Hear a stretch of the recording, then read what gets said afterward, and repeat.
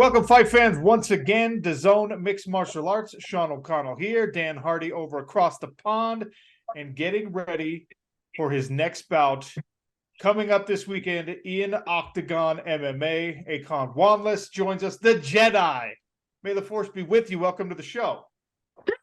I'm super excited to be on the show, man. Thank you so much, guys, for having me on here. It's going to be a lit one. So tell me how camp's been going for you so far. Camp has been going absolutely great. I've been building up from the last fight. I made a great debut in Stranitsville, and from there went straight back into camp. So I have all that fitness, all that sharpness just added on top. So coming out of this camp at the end of this camp, I feel absolutely spectacular, and I feel so excited to step into that cage and unleash the force come Saturday night. Now, we were at the gym the other day, so Veronica's preparing. So we've been calling into Renegade and getting some sessions with the genius coaches and the talent on the mats. And we were talking, and not only are you full of energy, but you're also weight cutting and you're shredded. Like, how is the process of getting down to the weight class going? Because honestly, I don't know where you lose the weight from. You're bigger, you're taller than me, you've got longer arms than me, you're just absolutely shredded. I'm thinking, how is this guy getting down to this weight class? Well, Dan, thank you so much for the compliments. Literally, that's an honor coming from you. Jeez, man himself, legend. But what I do is pretty much stop eating JAFFA cakes. So I took them out the window because they hold so much water and add so much weight to me, because I eat a boatload of them, like maybe triple or quadruple boxes per day. Just I'm absolutely obsessed. But once I got rid of the JAFFA cakes, then it's just, a typical eating in a calorie deficit, just a little bit, and working well with my nutritionist and stuff, and just getting my weight down. It's always a pretty easy cut. I have about like 1 or maybe 2 kilos to do on the day. It's pretty much nothing. It's easy. So I don't know how I make it myself. Everyone keeps saying I'm massive, and I'm like, I don't feel it, but it works, and it definitely helps me out in the lightweight division. What do you know about Jakub? How much do you pay attention to what your opponents do? Do you study a lot of film, or there's two schools of thought really when it comes to preparing for high level fights? And what's your approach? My approach when it comes to any opponent is definitely study them. So I look at what they're good at and what they're bad at straight away. And I also look at other things as well. Like I check out their background, where they're from, how long they've been training. I like to know who I'm going to fight, especially because I like to treat fights like bounties. So I have these wanted posters. I don't know if you guys have ever seen them, but I pull out these wanted posters and I feel like I'm a bounty hunter or a Jedi or a Sith. I really go into that Star Wars world, and I'm hunting my next victim, my next prey, my next wanted poster or something. And so I definitely do, for fun, a detailed description of them. I put it on the wanted poster of where they've been, what they've been up to. And Jakub, he's a boxer, and not too much else. That's pretty much what he does. He doesn't really have any interest in the ground. Mixed martial arts is probably something he just found where I can have small gloves and knock people out, and he's been pretty successful at that. But coming this Saturday, we will definitely show the holes in his game, and the lightsaber will fly through Bannock's chin. See, I like to hear that. Too often, Sean and I are sitting here talking to fighters, and they go, nah, I don't watch my opponents, or I let my coaches do it, or I just like to focus on me or whatever. Like, come on, man. If there's free information out there, if you're hunting prey, you need to know how it moves, where it moves, what time it sleeps, what its shoe size is. You need to know as much as you can about that target, right? Exactly that. Like, you would be a very good bounty hunter if you didn't know, but what exactly like you said, how it sleeps, what size is it, what kind of weapons do I need to take this out? You need all that information, and I definitely feel that is what separates me from a lot of the competition. And I feel that's why I was able to come into Oktagon straight away and have a spectacular performance against somebody who was pretty much unknown, because I knew everything about him before he even knew it. All right, let's talk about the nickname, okay? Dan's a big Star Wars fan. I'm a big Star Wars fan. You call yourself the Jedi. seeing some of your fights, there's a lot more dark side of the force in there, all right? There's a lot more Sith influence than I think the nickname would suggest.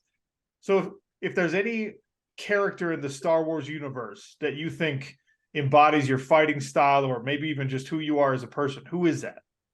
Oh man, that embodies my fighting style. That's a tough question because I feel like they should just put me in the films and then just have this beast of a grey Jedi.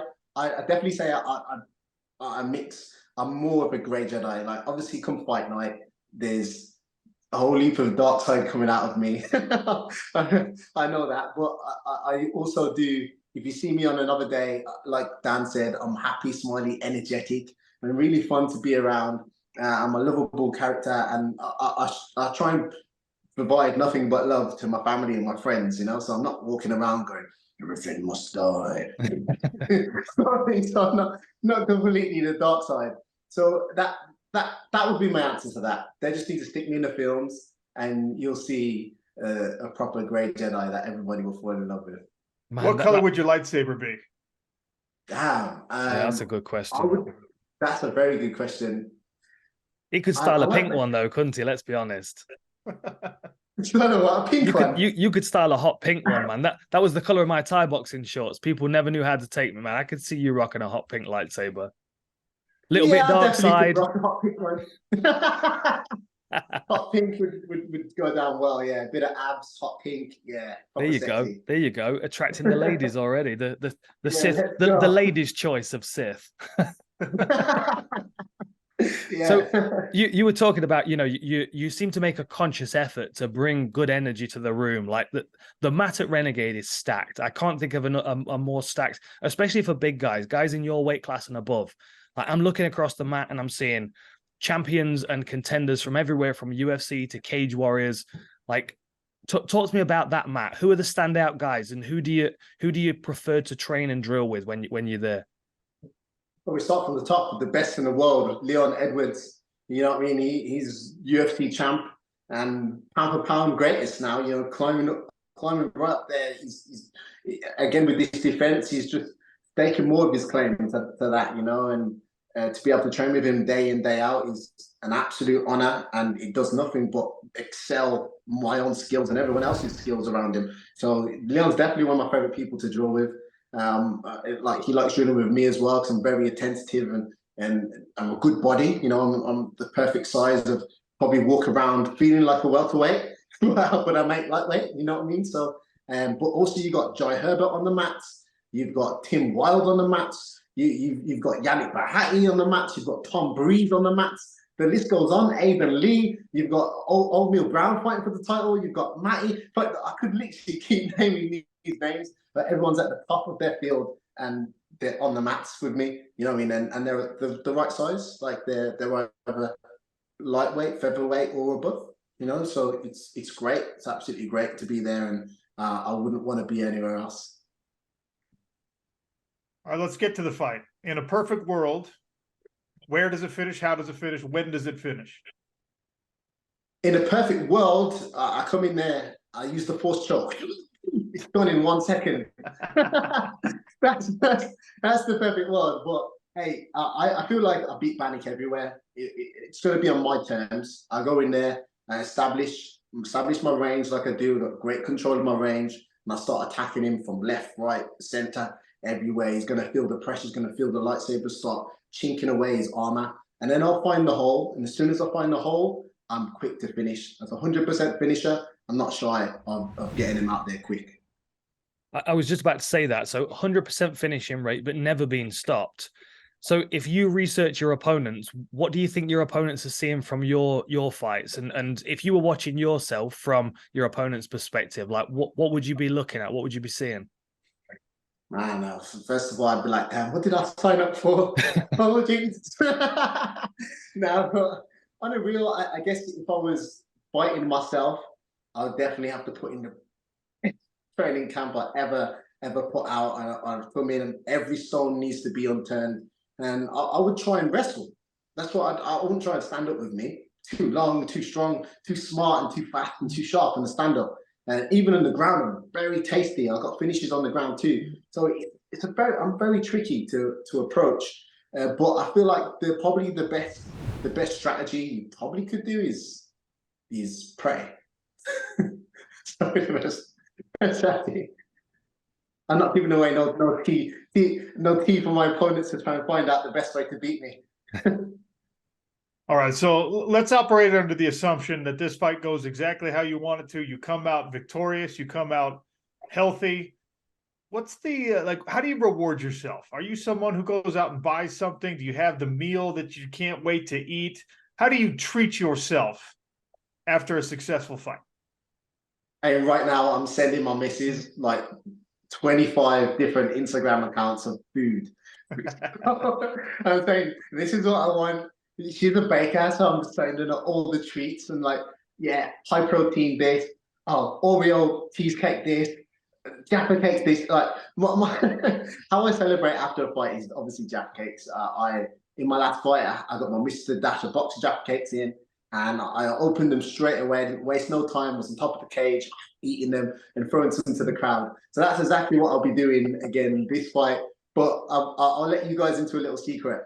I went even more extra. I've got one of them 1 meter boxes ready to be torpedoed inside the cage, and I'll be opening that come November the 4th. So if you want a box, you better raise your hands and scream, and I'll maybe I'll share a box with you. I love it. There must be something, you know, like we have those T-shirt guns that you can fire out into the crowd. There must be something that launches Jaffa cakes, right? Just like a.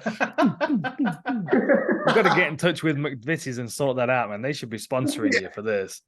You know what I mean? They really should. Shout out, man. Shout out to McVitie's. Let's go. Let's get the sponsorship fucking. Why Jaffa cakes? When did that obsession start? Because I mean, I agree with you. Is it a cake or a biscuit? That's the only question I have. But they rule the world when it comes to orange and chocolate combinations.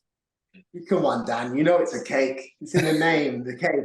But a fun fact for you actually is back in 1980 or so, I don't know, a long time ago, they actually, sorry, Jaffa cakes, they actually made the shape and size of a biscuit, and they're in the biscuit aisle because of tax purposes. Damn, probably not going to get sponsored by them anymore. Wow, is that right? The problem is though, because there's 12 of them, I can't have 12 cakes in a day. That's unreasonable, right?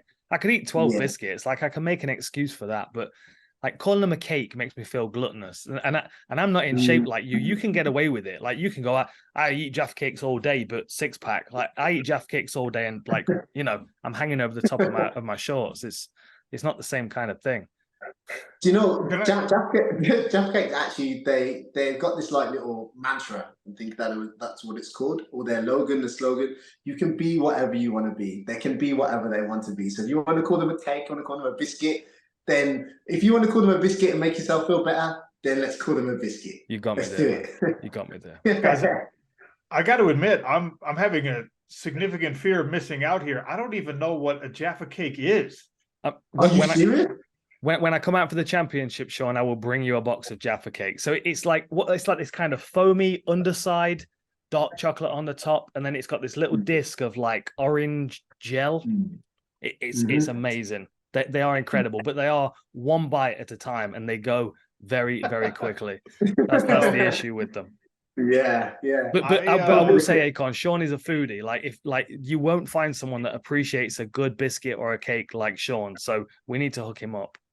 I am at this point retired as a fighter and now a professional glutton. So I will eat as many as you send over here, Akon. But first things first, go get it done. Good luck on Saturday. Thanks for joining us on the show. Thank you so much, man, for having me. The force is strong. Tune in November the 4th. Let's go. That's Oktagon MMA, AO Arena. Of course, you can check out all the latest in the sport of mixed martial arts right here on DAZN MMA.